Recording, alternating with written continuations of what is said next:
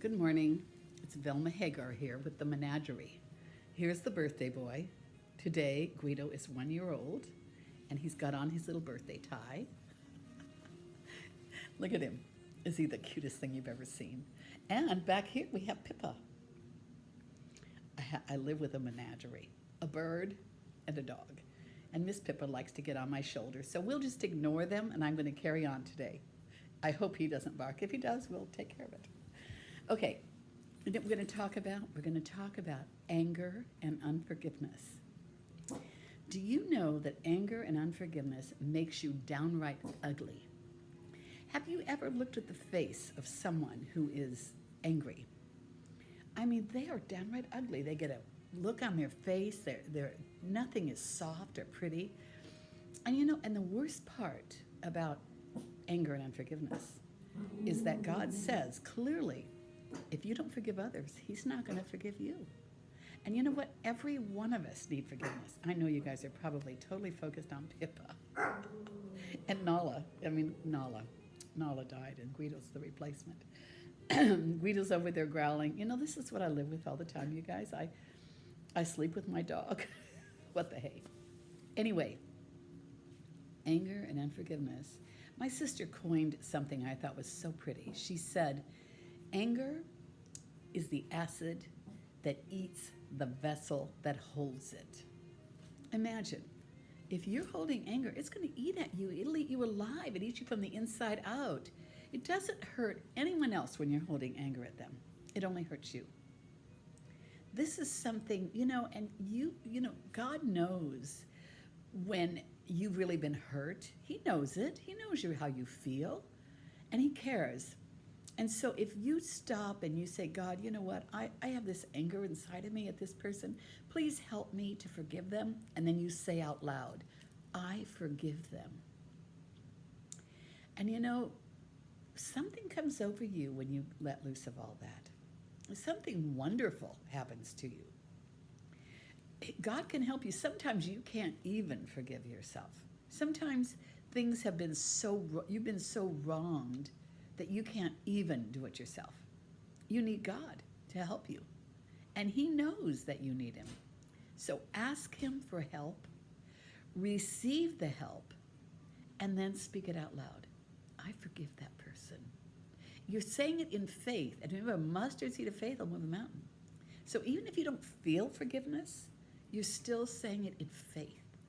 Forgiveness is one of the most important things you will ever do.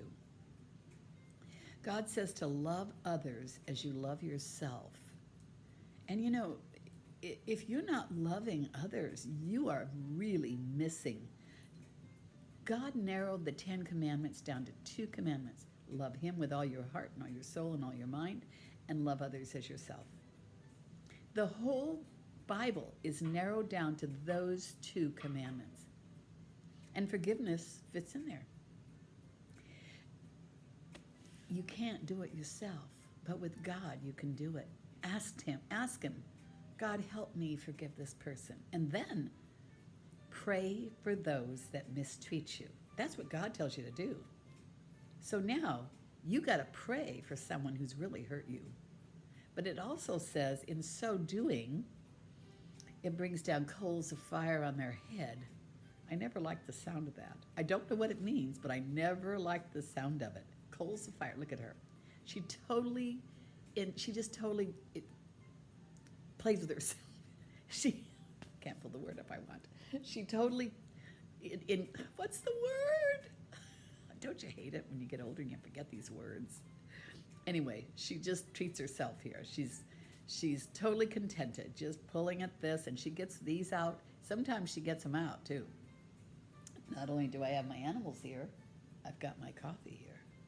I happen to make the best doggone coffee in the world. I don't know if you can see this color or not. This is a nice, oh yeah, there, you can see it. It's a nice caramel color, which to me is the best coffee. And it's Italian roast, of course. Italians always make the best of everything. And it has a little 1 spoon of raw sugar and some half and half. Mamma mia. And I also do cappuccinos. Now, we're not going to talk about this. Tomorrow, I have to go and have it removed, so I'm sure I'm going to have a big honking spot on my nose. I'm not happy about that, but you know it's got to be done. So anyway, I wanted to give you a little tip today. Vicks Vapor Rub. Now, all of you, I put this on Facebook. I could not believe the people that responded to it. The uses for Vicks Vapor Rub. And if you watch this and you have another use, post it underneath my video. The one I really loved is when you have a headache, rub it on your temples. Rub Vicks Vapor Rub on your temples. People say it removes even really bad headaches. And then the other thing was if you cough, rub it on the bottom of your feet and it will instantly stop your cough. Don't you love it? Now this is not to even mention, you know, the rubbing it on the throat. Look at, she's telling me to stay away from my own neck. I mean, look, because look, watch her. See, she wants me to stay away from my own necklace. Tell you, I have some sassy pets in this house. Did you know that birds have tempers? This girl, I'm going to get back to the Vips in a minute. This girl, if I do something that she doesn't like, she will throw a tissy fit. I mean, one day I thought she was going to have a heart attack. She went on so bad. And then I get her over in the cage. I take her to the cage when she doesn't want to go. Like, she loves to ride around on my shoulder. And it's so sad that I don't take her more often because, you know, she just totally delights herself with whatever I'm wearing, you know. And then if I put a little food in my mouth, she begs. You know, she's a begging bird on top of it. You know, I thought she was a male for 3 years. Her name was Pippins, named after my wonderful husband that died. His name was Phil, and I used to call him Fippins. And she laid eggs at 3 years old. I found out she was a female, and now she's laying eggs. Of course, she can't have babies because they're not. They have to be fertilized, but she still lays the eggs. Back to the Vicks. Okay, of course we know about rubbing it on your chest. And then they say like rubbing it on your sore spots, like your knees and your elbows. And there was just a ton of different things that people told. Our mother used to rub it on her neck. She'd get a diaper, an old rag, and she would warm it up. And then she would put that around our neck, and she'd put a safety pin to hold it. We had to sleep with that at night, on the chest and on the neck. And then by our bed, I love this one. We never had cough syrup. No, she would cut a lemon in half, and she'd put salt on that lemon, and she'd lay it by our bed. If you cough, you get up and you suck on this lemon. You talk about a puckered mouth, but you know what? It took care of the cough. I love all those old things. All right, if you have any other ideas on what else we can do with Vicks, you let me know on the bottom of my video. Be sure and subscribe to my video. I'm on YouTube under Velma Hagar. And get my book, Hidden Treasures in Secret Places.